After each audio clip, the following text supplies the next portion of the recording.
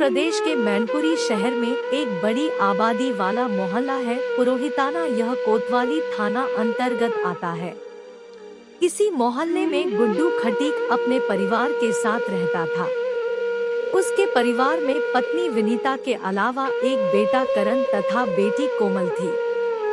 सरस्वती बालिका inter college से high school की परीक्षा पास करने के बाद वह आगे पढ़ना चाहती थी, लेकिन घर की आर्थिक स्थिति ठीक न होने की वजह से माँ बाप ने इजाजत नहीं दी। कोमल के घर से 2 घर बाद 25 वर्षीय करण गोस्वामी का घर था। वह अपनी माँ पिंकी तथा भाई रॉकी के साथ रहता था। उसके पिता प्रेमपाल की मौत हो चुकी थी। करण प्राइवेट नौकरी करता था और ठाठ-बाट से रहता था। पड़ोसी होने के नाते कोमल के भाई करण खटीक व करण गोस्वामी में दोस्ती थी। दोनों साथ उठते बैठते और बोलते तियाते थे। करण गोस्वामी का दोस्त के घर आना जाना लगा रहता था। करण गोस्वामी जब भी करण खटीक के घर जाता, उसकी मुलाकात कोमल से भी होती थी। कभी कभार उससे बातचीत भी हो जाती थी। बातचीत का सिलसिला आगे बढ़ा तो उनके दिलों में प्यार पनपने लगा। करण की आंखों के रास्ते कोमल उसके दिल में समा चुकी थी। कोमल बनसंवर कर घर से निकलती थी। करण तिरछी नजरों से उसे रोज देखा करता था। उसकी नजरों से ही पता चलता था कि वह उसे चाहता है। करण का तिरछी नजरों से निहारना कोमल को अच्छा लगता था। करण के प्यार का एहसास कोमल के दिल को छू गया था। एक शाम कोमल बाजार जा रही थी, तभी सिंधिया तिराहे के पास करण गोस्वामी मिल गया। औपचारिक बातचीत के बाद करण ने कहा, कोमल, मेरे मन में बहुत दिनों से एक बात घूम रही है। मौका न मिलने की वजह से वह बात मैं तुमसे कह नहीं सका। आज मैं तुमसे वह बात कह देना चाहता हूँ। तुम मुझे हनुमान मंदिर के पास मिलो। उसकी बात सुनकर कोमल समझ रही थी कि वह क्या कहना चाहता है, फिर भी वह नासमझ बनते हुए बोली, ऐसी क्या बात है करण, जो तुम मुझे अलग में बताना चाहते हो? फिर भी तुम कहते हो तो मैं हनुमान मंदिर के पास मिलती हूँ। कुछ देर बाद दोनों हनुमान मंदिर पहुँच गए। चबूतरे पर दोनों आमने सामने बैठ गए, लेकिन करण की हिम्मत नहीं हो रही थी कि वह अपने मन की बात उससे कहे। तभी कोमल बोली, करण, तुम कुछ कहने के लिए मुझे यहाँ लाए थे, बताओ क्या बात है? करण ने हिम्मत जुटाकर उसकी नजरों से नजरें मिलाकर कहा, कोमल, तुम मेरे दिल में रच बस गई हो। तुम्हारा यह सुंदर सलोना चेहरा हमेशा मेरी आंखों के सामने घूमता रहता है। अब तुम्हारे बिना नहीं रहा जाता। करण की बातें सुनकर कोमल चहक कर बोली, करण, मैं भी तुमसे प्यार करती हूँ। लेकिन क्या कोमल? करण ने मायूस होकर पूछा। कोमल गंभीर होकर बोली, करण, तुम जानते ही हो कि मेरी और तुम्हारी जाति अलग है। इस वजह से यह रिश्ता कभी नहीं हो सकता। अगर हमने कोशिश की तो पूरा समाज हमारे खिलाफ हो जाएगा। करण ने कोमल का हाथ पकड़कर कहा, कोमल, मैं तुम्हारे प्यार में पागल हूँ। तुम्हारे लिए मैं किसी से भी टकराने को तैयार हूँ। करण का हौसला देखकर कोमल की हिम्मत बढ़ गई। उसने मुस्कुराते हुए प्यार के इस रिश्ते पर अपनी मुहर लगा दी। इसके बाद कोमल और करण का प्यार दिन दूना और रात चौगुना बढ़ने लगा। करण की आवाजाही भी दोस्त के घर बढ़ गई। वह कोमल से फोन पर भी घंटों बतियाने लगा। कोई काम न होने के बावजूद करण के आने जाने से कोमल की माँ विनीता को शक होने लगा। एक दिन करण ने कोमल के दरवाजे पर दस्तक दी तो उसकी माँ ने दरवाजा खोला। सामने करण को देखकर उसने कहा, करण, तुम्हारा हमारे यहाँ बेमतलब आना जाना ठीक नहीं है। हमारे घर सयानी बेटी है, लोग तरह तरह की बातें करते हैं। करण समझ गया कि कोमल की माँ विनीता को शक हो गया है, इसलिए वह वापस चला गया।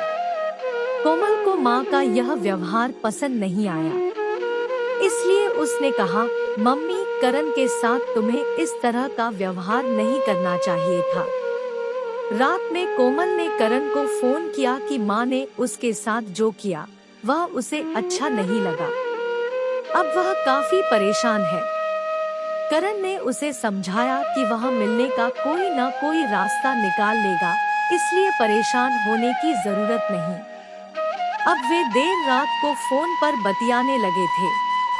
लेकिन एक दिन कोमल के भाई करण खटीक ने रात में कोमल को मोबाइल फोन पर बातें करते सुन लिया तो उसका माथा ठनका। करण ने उसके हाथ से मोबाइल छीन कर देखा तो वह जिस नंबर पर बात कर रही थी वह उसके दोस्त करण गोस्वामी का था। पहले तो उसे केवल शक था, पर अब विश्वास हो गया कि दोस्त ने उसके साथ दगा किया है। करण गोस्वामी के प्रति उसके मन में नफरत पैदा होने लगी। सुबह को उसने यह बात अपनी माँ को बताई तो घर वालों की नजरें चौकस हो गई। सभी कोमल पर निगाह रखने लगे, लेकिन शायद उन्हें यह बात पता नहीं थी कि प्यार पर जितना पहरा बिठाया जाता है वह उतना ही बढ़ता जाता है। एक शाम विनीता बाजार से घर वापस आई तो घर पर कोमल नहीं थी। विनीता को समझते देर नहीं लगी कि कोमल करण से मिलने गई होगी। परेशान विनीता घर में चहलकदमी कर ही रही थी कि उसका बेटा करण खटीक आ गया। उसे जब पता चला कि बहन घर पर नहीं है तो वह उसे ढूंढने निकल गया। ढूंढते ढूंढते वह प्राइमरी स्कूल के पीछे पहुंचा। वहां उसने कोमल को करण गोस्वामी से बातें करते देखा। बहन को दोस्त के साथ देख उसका खून खौल उठा। उसने लपक कर करण गोस्वामी का गिरेबान पकड़ लिया और गालियां देते हुए बोला, तेरी ये हिम्मत कि मेरी इज्जत पर हाथ डाले। करण गोस्वामी बोला, दोस्त, मैं कोमल से प्यार करता हूँ और उससे शादी करना चाहता हूँ। दोस्त है इसलिए आखिरी चेतावनी देकर छोड़ रहा हूँ। आइंदा फिर कभी इससे मिला तो मैं तुझे जिंदा ही जमीन में गाड़ दूंगा, करण खटीक ने धमकाया। इसके बाद वह बहन कोमल को घसीटता हुआ घर ले आया और माँ से बोला, संभालो इसे वरना ये जान से जाएगी। भाई के इस व्यवहार से कोमल का मन बागी हो उठा। उसने तय कर लिया कि वह करण के साथ ही ब्याह करेगी। उसकी वजह से घर में तनाव रहने लगा। करण खटीक को लगा कि कहीं कोमल परिवार की बदनामी का कारण न बन जाए, इसलिए वह उसकी शादी करने की सोचने लगा। कोमल को जब पता चला कि उसके लिए रिश्ता तलाशा जा रहा है तो वह बागी हो गई।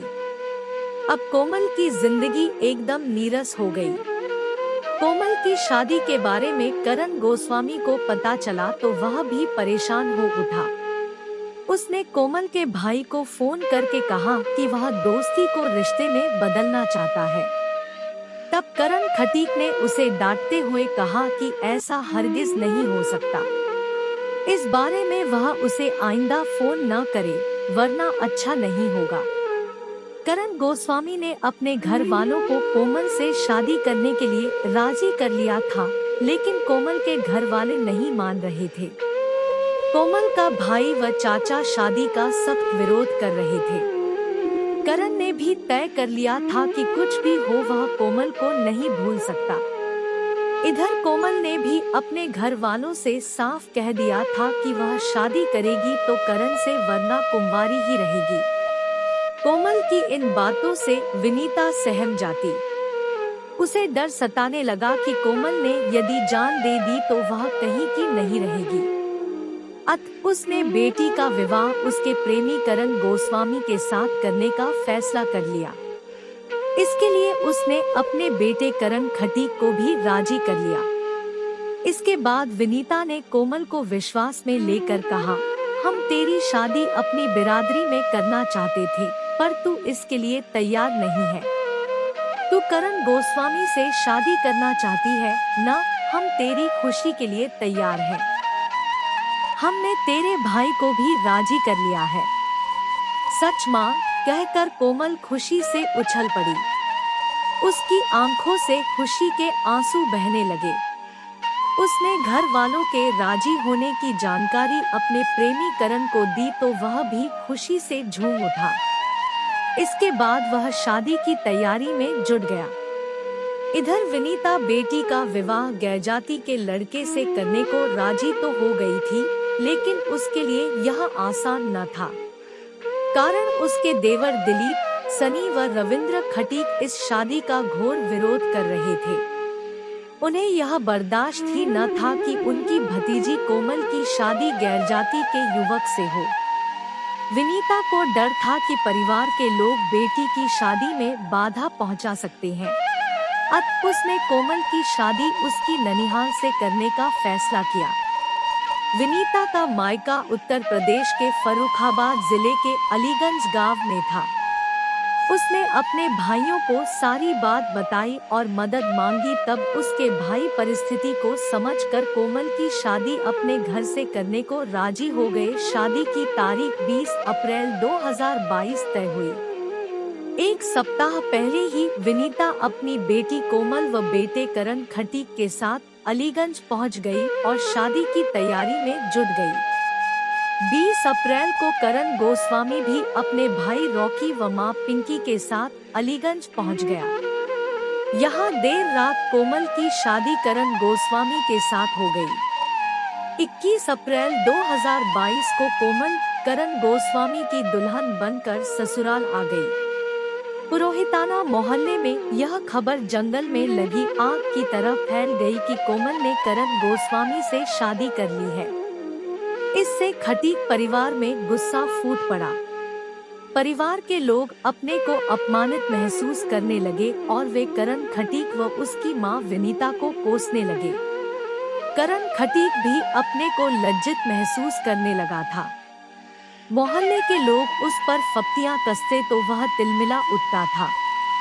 उसके चाचा सनी, दिलीप व रविंद्र भी उसे धिक्कार रहे थे और उकसा भी रहे थे।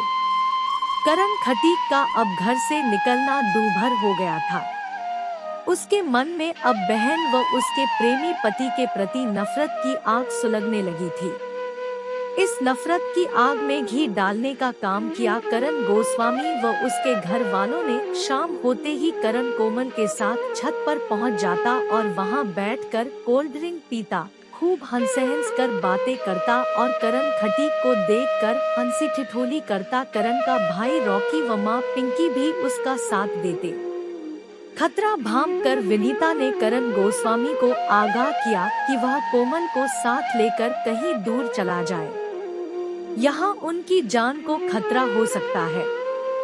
इस पर करण गोस्वामी सीना तान कर बोला कि वह खतरों का खिलाड़ी है।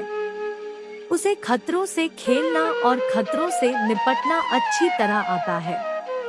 वह किसी से डरने वाला नहीं है। फिर अपनी बहन व उसके पति करण गोस्वामी को सबक सिखाने का फैसला करण ने कर लिया। करण खटीक ने अपने दोस्त गौरव व धर्मवीर को भी अपनी योजना में शामिल कर लिया।